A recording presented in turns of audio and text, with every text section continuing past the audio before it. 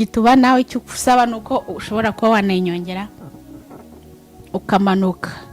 Iyo umanutse rero ibyo ngibyo biramufasha kuko nawe nyine aba ari kumva ko aryohewe. Positeri y'inyuma ifasha iki ku mugabo?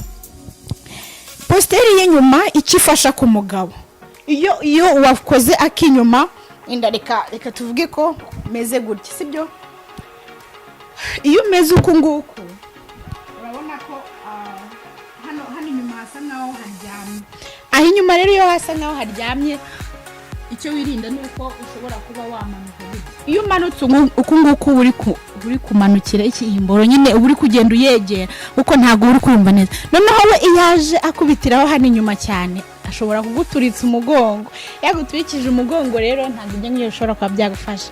Ikibanze we urunama amabuno ugasa nkuyagira gutyo ukayazamura hejuru. Iyo yazamuye hejuru rero ibyo ngibyo yapfukamye rero akakwegera, yegereza imboro ahangaha sibyo kuri rugongo. Yayegereje kuri rugongo nawe usa nk'uwimanura gatoya. Iyo wimanuye uku urabona ko inda isa nkaho yagiye. Inda iyo yagiye igitwa nyine urabona ko kiba kiranga imbere, urimanura gatoya. Iyo wimanuye gato rero uburi no kumusekera ibintu nk'ibyo ngibyo biramufasha kuko nta mpamvu uba wakoze ikintu wirakaje, ntabwo ibyo ngibyo biba bimeze neza.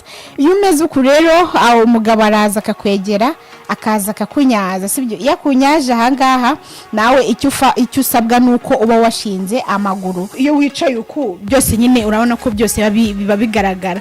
Byose rero ashobora kuba yabikora, kandi hano naho ugomba kuba mushimishiriza cyane cyane. Ahangaha niho hibanze, niho umugabo yishima mu gihe uri ku rwuririro rw'uburiri.